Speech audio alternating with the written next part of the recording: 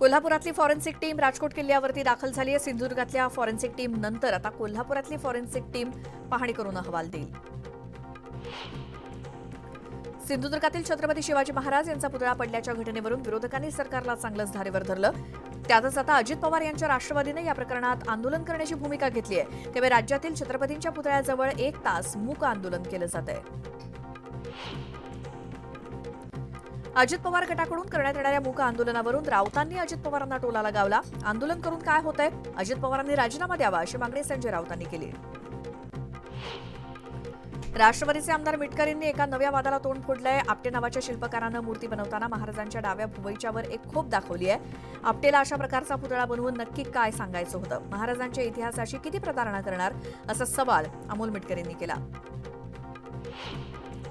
मालवण किल्ल्यावरील पुतळ्याच्या कामात शिवरायांच्या नावानं भ्रष्टाचार करण्यात आला। पुतळा उभारताना या लोकांनी पैसे खाल्ले असा आरोप खासदार संजय राऊतांनी केला आणि संजय राऊतांचा हा आरोप आहे। कोणी किती पैसे खाल्ले हे समोर येईल असं ते म्हणाले।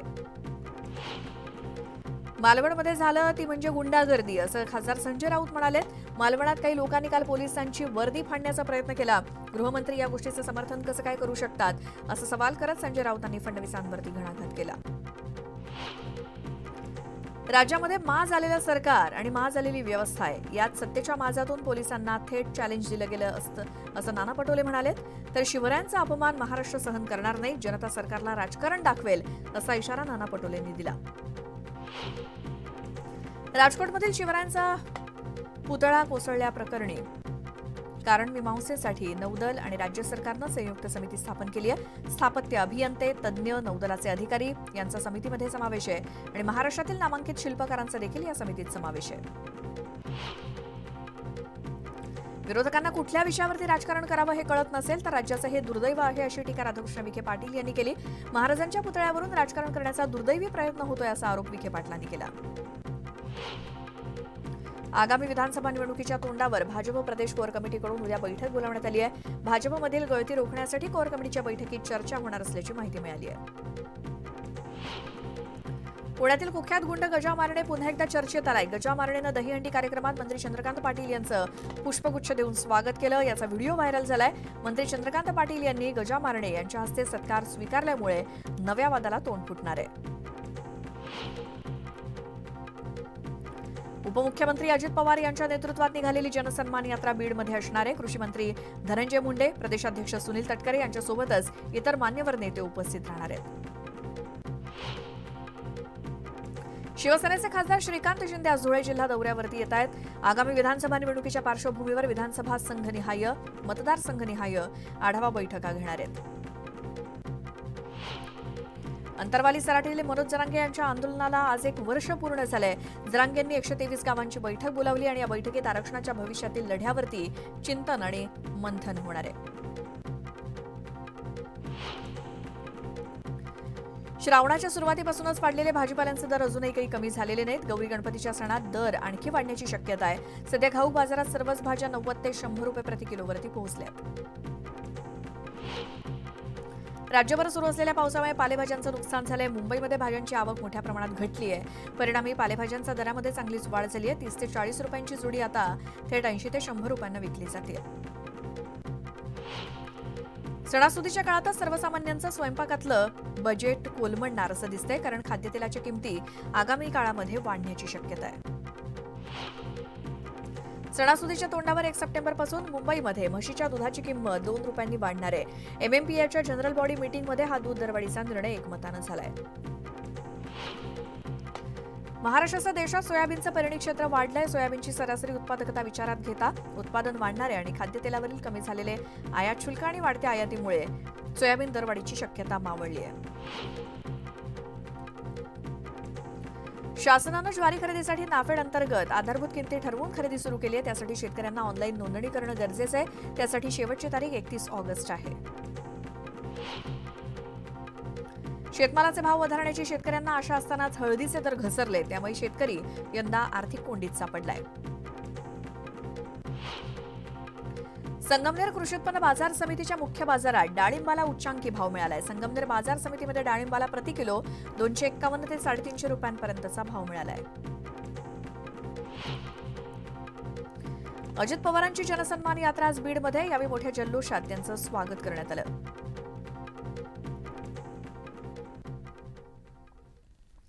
तर बीडमधली ही दृश्य आपण बघतोय. आज अजित पवार यांची जनसन्मान यात्रा बीडमध्ये आहे आणि बीडमध्ये दुचाकी रॅली काढून अजित पवार यांच्या जनसन्मान यात्रेचं जंगी स्वागत केलं जात आहे. सर्वत्र गुलाबी रंगाचे फेटे दिसत आहेत, कारण या जनसन्मान यात्रेतला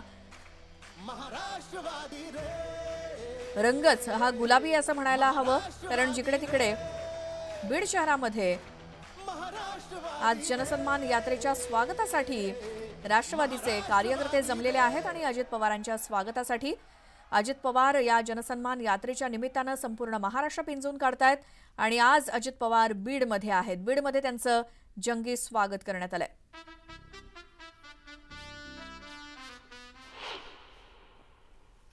सिडकोच्या इतिहासामध्ये 25,000 घरांची बंपर योजना पहिल्यांदा जाहीर होणार आहे. विशेष म्हणजे या घरांसाठी बुक माय सिडको होम अर्थात निवड तुमच्या आवडीचे घर या नवीन संकल्पनेचा अवलंब करण्याची योजना आहे. म्हाडाच्या मुंबई मंडळाच्या 2030 घरांसाठी 13 सप्टेंबर रोजी काढण्यात येणारी सोडत अखेर पुढे ढकलण्यात आली आहे. घरांच्या सोडतीतील अर्ज विक्री स्वीकृतीला 15 दिवसांची मुदतवाढ देण्यात आली आहे. इंडियन बँकेमध्ये नोकरीची संधी चालून आली आहे. इंडियन बँकेत विविध पदांच्या 300 रिक्त जागा भरल्या जाणार आहेत. यासाठीची अधिसूचना देखील बँकेनं निर्गमित केली आहे.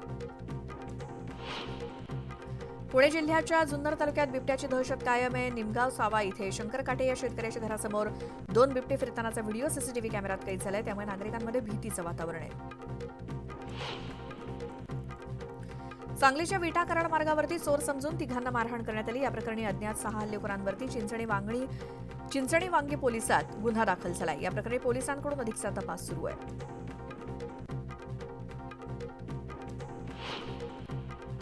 सोलापुरात टू व्हीलरवाल्याला कट मारल्याच्या कारणातून मारहाण करण्यात आली. मालवाहू ट्रकनं मोटरसायकल स्वाराला कट मारल्यामुळे वाद झाला. या वादाचं रूपांतरण हाणामारीत झालं आणि पोलिसांच्या मध्यस्थीनंतर अखेर हा वाद मिटला. पुण्याच्या अरण्येश्वर भागात मध्यरात्री 1:30च्या सुमारास एका मद्यपीनं उच्छाद मांडला. मद्यपी गुंडाकडून 4 वाहनांची तोडफोड करण्यात आली. सहकारनगर पोलिसांनी रात्रीच आरोपीच्या मुसक्या आवळल्या.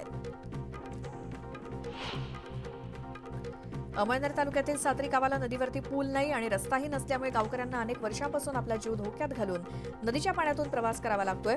2 तरुण नदीत अडकल्यानंतर मुंबईहून यंत्रणा हल्ली आणि एसडीआरएफ यंत्रणा बोलावण्यात आली. मात्र सातरी गावाची समस्या सोडवण्यात प्रशासन हतबल ठरलंय.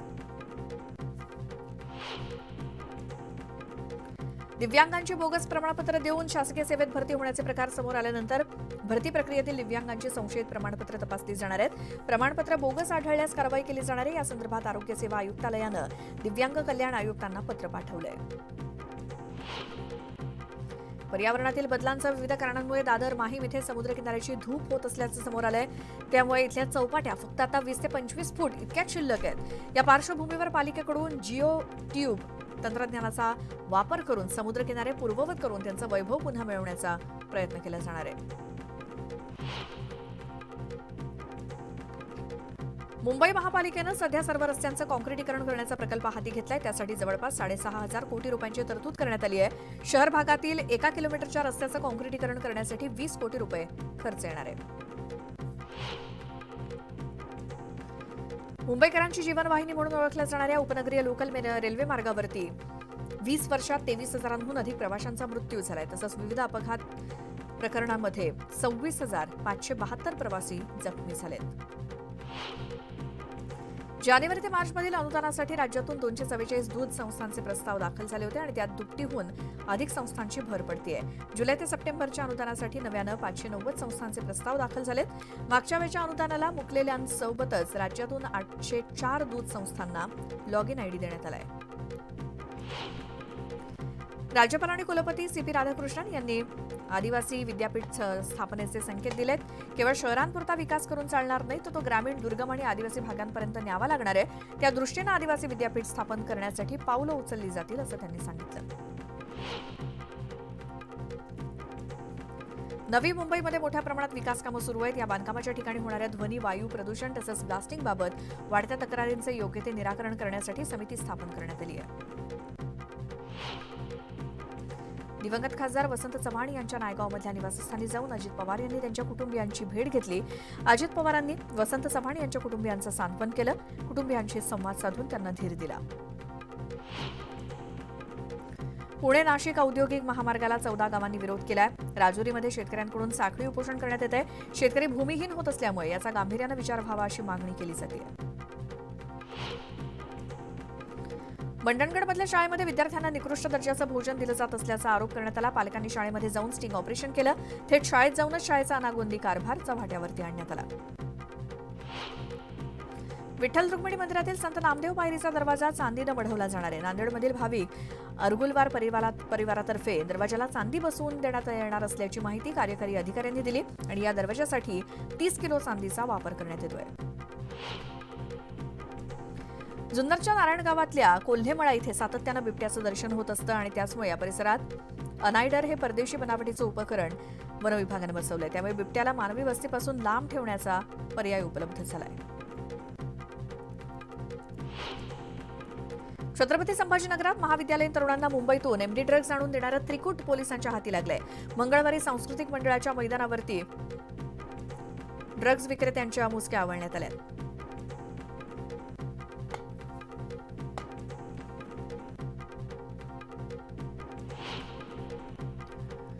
तुळजाभवानी मंदिर सोनं चांदी अपहार प्रकरणी सीआयडीचा अहवाल अखेर जिल्हाधिकाऱ्यांना प्राप्त झाला आणि त्यामुळे आरोपींवरती आता गुन्हे दाखल होण्याचा मार्ग मोकळा झालाय.